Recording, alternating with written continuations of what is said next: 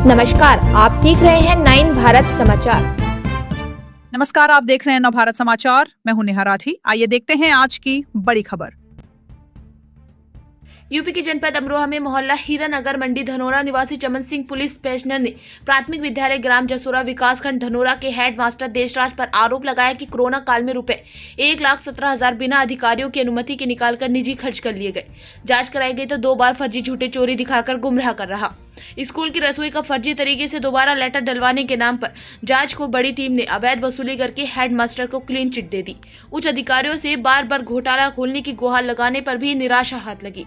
चमन सिंह ने मीडिया से बात करते हुए कहा कि उन्हें उच्च अधिकारियों से अभी भी उम्मीद है कि जांच सही तरीके से होगी और उन्हें न्याय मिलेगा। अन्यथा की स्थिति में उन्होंने चेतावनी दी कि अगर जांच में शिथिलता बढ़ती गई तो वह परिवार सहित आमरण अनशन पर बैठने को विवश होंगे, जिसकी जिम्मेदारी प्रशासन की होगी।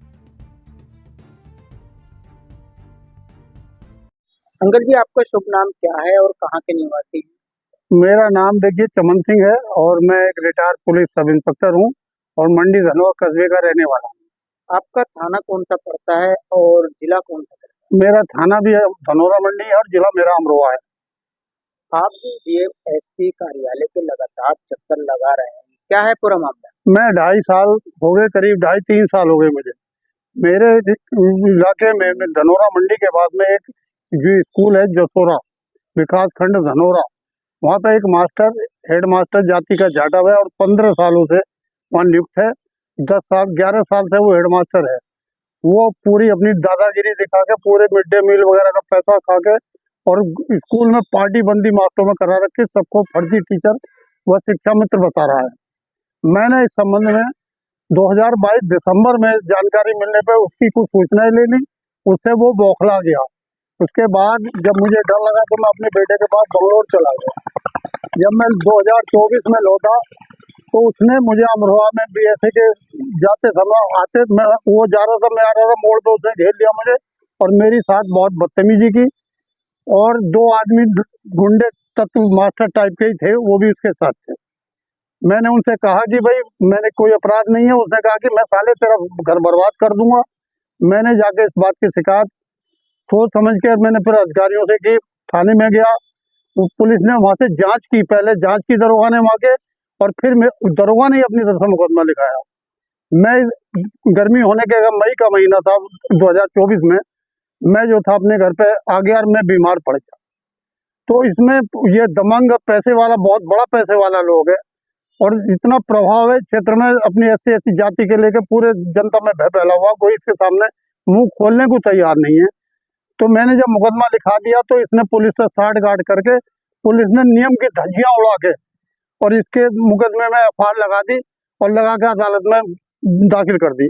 मुझे जब जानकारी हुई तो मैं भागा फिरा, मैंने अधिकारियों से लिखा पढ़ी में भी करी, मौखिक करी, किसी ने नहीं सुनी।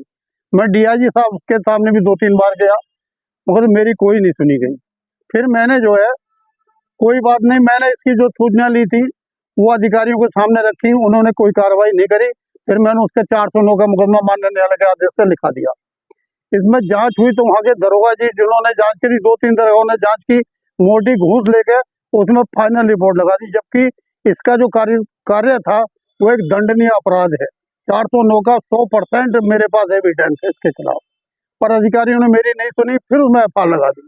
फिर मैं बंगलोर चला गया, फिर मैं अपने बेटे के पास आया, फिर वो अदालत में चला गया, मुकदमा अदालत चला गया। फिर मैं अदालत में गया तो उसने अदालत ने पूरी फाइनल रिपोर्ट को निरस्त कर दिया और पुलिस की जांच पे टीका टिप्पणी की और दोबारा जांच का आदेश कर दिया। उसके बाद इन्हें 2 महीने आदेश दबवा दिया। फिर मैं सितंबर में आया, सितंबर में फिर मैंने बढ़वाया तो फिर एक निरीक्षक है जगमोहन कश्यप अपराध शाखा में, उनके पास भेजा पहुंच गई, वो उसे 10 महीने से दावे बैठे रहे। फिर मैं अब मार्च के लास्ट में आया तो मुकदमा जहाँ का तहाँ मिला। 4 बिंदुओं पर जांच करने के लिए केवल अदालत ने लिखा था, परंतु वो जिन्हें क्या क्या काम करते रहे इससे मिलकर और अपने मुकदमे को दावे बैठे रहे।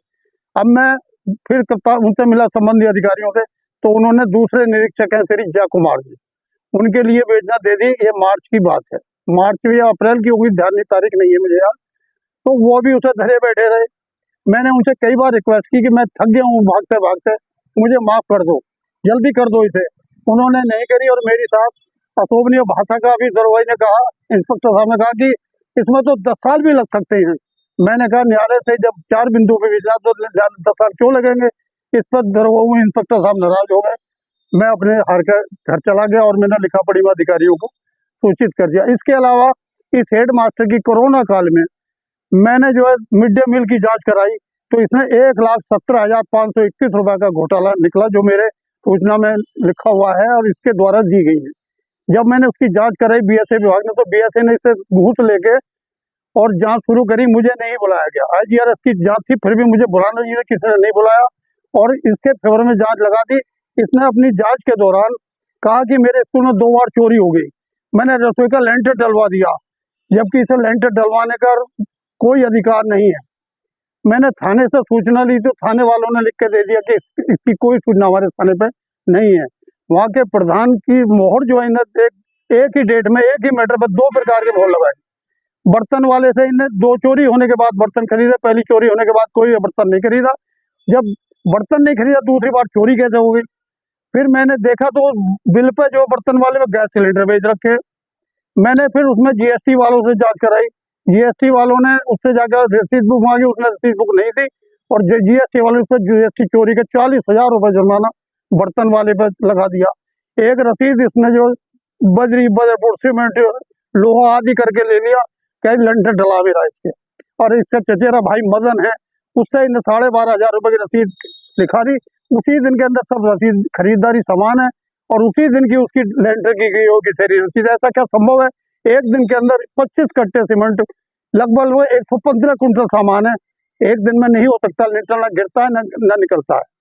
उसकी जांच नहीं करी अधिकारियों ने, घोष लेकर वो कहना चाहिए भ्रामक रिपोर्ट उच्च अधिकारी को प्रेषित कर दी। वहाँ का सबसे बड़ा जो है जांच का घोटाला करने वाले श्री भारत भूषण त्यागी हैं, बीएसए मुख्यालय है। उन्होंने शायद बीएसए के भी जानकारी में नहीं डाला वो मामला।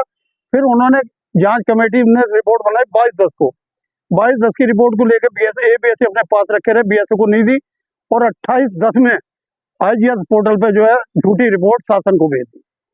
जब मुझे मालूम हुई, मेरे मोबाइल पर आई, तो फिर मैंने भागा फिरा। तो मैंने फिर जनवरी 25 में जो फिर शिकायत करी आईजीआरएस पे, फिर बीएसए ने एक 4 सदस्य कमेटी बनाई। उस 4 सदस्य में एबीएसए थे चारों।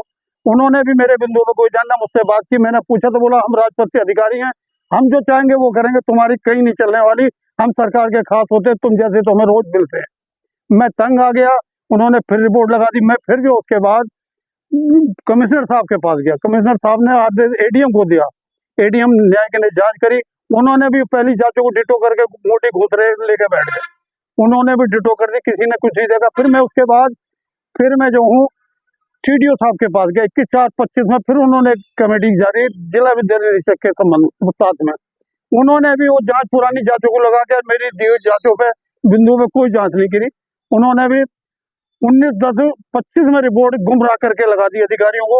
मैं फिर बंगलोर से लौटा मार्च के महीने में, तो देखा कि जांच में क्या हुआ। तो उन्होंने जो है फिर जो कहती जो हमें करना था कर दिया, तुम्हें जहाँ जाना जाओ। मेरी नहीं सुनी गई। फिर 30/4 को अभी 26 में मैं जिला अधिकारी जो नए आए उनसे मैं मिला। मैंने अपनी व्यथा सुनाई या पूरे कागजात दिखाए, तो डीएम साहब को बड़ा अफसोस हुआ। उन्होंने फिर सीडीओ को फोन मिलाया। सीडीओ साहब ने जाके वो सीडीओ साहब को फोन मिलाया और मुझे भेजा। सीडीओ साहब ने फिर एक टीम बनाई। टीम बनाने के बाद प्राचार्य डाइट बुढ़नपुर और एक एबीएसए को लगाया। अब उन्होंने 5 तारीख में टीम बनाई थी और 1 हफ्ता का समय दिया था।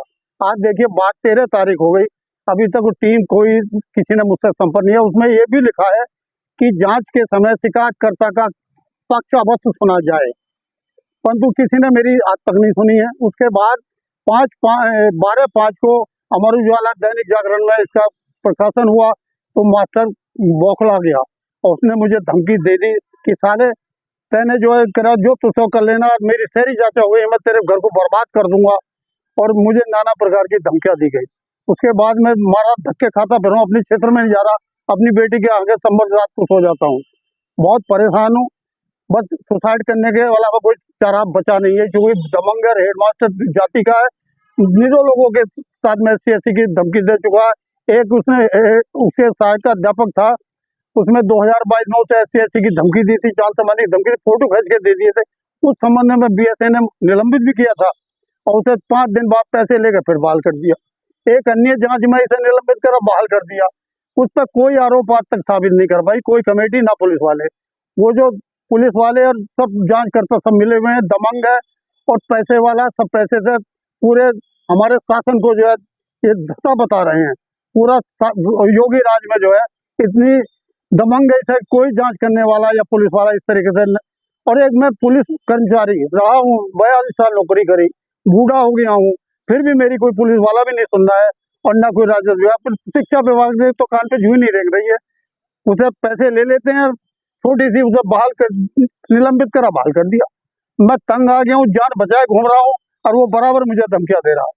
अगर मुझे न्याय नहीं मिला तो मैं फिर अगली कदम उठाने के लिए भी विवश होना मुझे पड़ेगा। मेरी आपसे अनुरोध है इस सूचना को सभी जगह प्रसारण कर जाए ताकि गरीब की सुनी जाए और मेरे परिवार सुरक्षित रह सके। यही मेरा कहना। योगी सरकार, अमरोहा प्रशासन से क्या है आपके मुख्य मांग? मेरी मांग ये है, जो मैंने मुकदमा लिखा रखा उसमें जो ये जेल जाना चाहिए, 4 सुनों के पूरे सबूत मेरे पास हैं। उसके अलावा जो जांच चल रही है उसमें सारे डॉक्यूमेंट फर्जी हैं, जालसाजी के सब बने हुए हैं। फर्जी मोहर इसके पास है, थाने की मोहर इसके पास है, प्रधान की मोहर इसके पास है। उन्हें बरामद करके जांच करके इसके विरुद्ध न्यायानुसार जालसाजी का मुकदमा, कूट रचित दस्तावेजों का मुकदमा पंजीकृत कराया जाए और इसे उसकी सजा दी जाए। मेरे अधिकारियों ने जो मेरे साथ पुलिस वालों ने किया है उसके बारे में